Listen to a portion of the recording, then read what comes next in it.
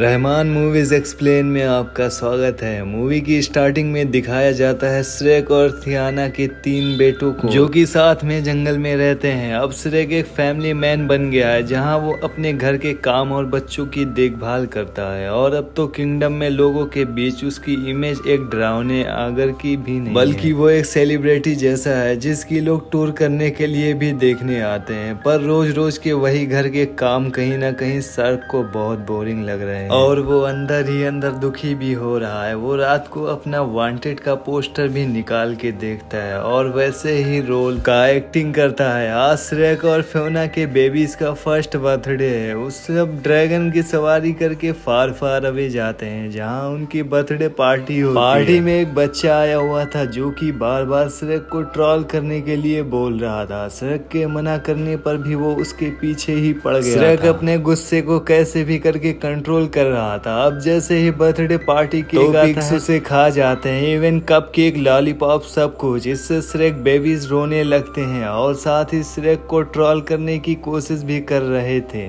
ये सब इतना ज्यादा होता है कि श्रेक अब गुस्से में चिल्ला उठता है और गुस्से में न्यू केक को तहस नहस कर देता है। वो फिर वहां से बाहर चला जाता है। फियोना उससे बात करके उसे समझाने आती है पर श्रेक बोलता है मुझे अपने पहले की लाइफ पसंद, जब तक मैंने तुम्हें रेस्क्यू नहीं किया था। ये बात फियोना को हर्ट करती है और वो अंदर चली जाती है। फियोना और श्रेक की बातें वहां पर छिपकर एक जादूगर रंपल सुन रहा था। वो रास्ते में नाटक करता है कि वो गाड़ी के नीचे फंसा हुआ है और श्रेक से बहुत डर रहा है। वो श्रेक को अपनी गाड़ी में लिफ्ट देता है और बातों बातों में बताता है कि मैं एक मैजिशियन और श्रेक की विश की वो फिर से एक डरावना बन जाए जहां वो पूरे एक दिन अपनी मर्जी से बिताए। वो पूरा कर सकता है लेकिन एक दिन के लिए उसे अपने लाइफ का एक दिन देना भी रंपल ये सजेस्ट करता है कि वो अपने चाइल्डहुड का दिन दे दे जब वो एक छोटा बेबी हुआ करता था और तो उसे कुछ भी याद नहीं था। श्रेक मान जाता है और श्रेक के साइन करते ही मैजिक होता है। श्रेक अपने पुराने टाइम में पहुंच जाता है जहां लोग उसे देखकर चिल्ला रहे थे और भाग रहे थे। श्रेक सबको परेशान करके एंजॉय कर रहा था।